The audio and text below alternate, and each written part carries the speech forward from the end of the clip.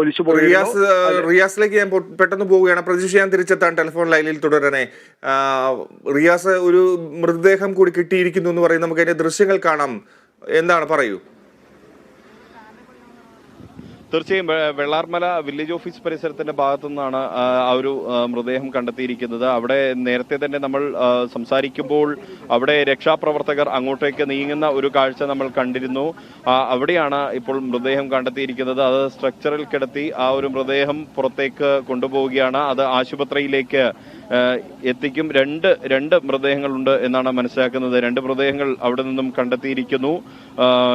ഈ Vellarmala village office പരിസരത്തിൽ നിന്നാണ് ആദ്യം ഒരു മൃതദേഹം കൊണ്ടുപോയി, പിന്നാലെ മറ്റൊരു മൃതദേഹം കൂടി കൊണ്ടുപോകുന്നുണ്ട്. ആ ഭാഗത്ത് തന്നെ രക്ഷാപ്രവർത്തകർ ഇപ്പോഴും കൂടി നിൽക്കുന്നുണ്ട്.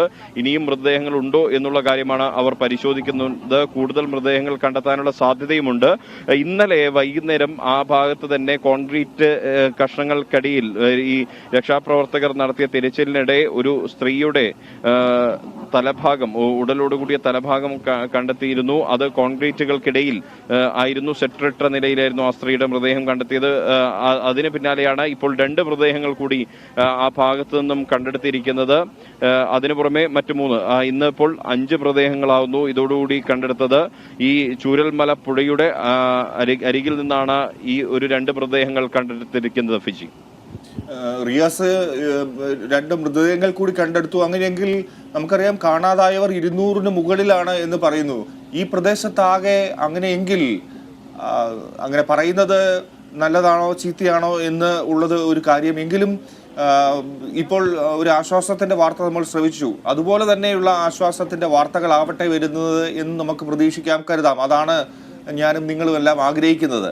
പക്ഷേ ഈ ദുരന്തത്തിൽ മണ്ണിലകപ്പെട്ടു പോയവരെ കുറിച്ചും പറയാതിരിക്കാൻ കഴിയില്ല. അങ്ങനെയെങ്കിൽ വളരെ ശ്രമകരമായ ഒരു ദൗത്യം ഇനിയും ആവശ്യമുണ്ട് എന്നല്ലേ സൂചിപ്പിക്കേണ്ടത്. ഈ 4-ാം ദിവസമാകുമ്പോഴും വീണ്ടും മൃതദേഹങ്ങൾ ലഭിക്കുമ്പോൾ ആ മണ്ണിനടിയിൽ ഇനിയും അത്തരത്തിൽ ആരെങ്കിലും ഉൾപ്പെട്ടിട്ടുണ്ടോ, ഒരു ജീവനറ്റ് കിടപ്പുണ്ടോ എന്നുള്ളത് വളരെ പ്രധാനപ്പെട്ട ഒരു കാര്യമാണ്.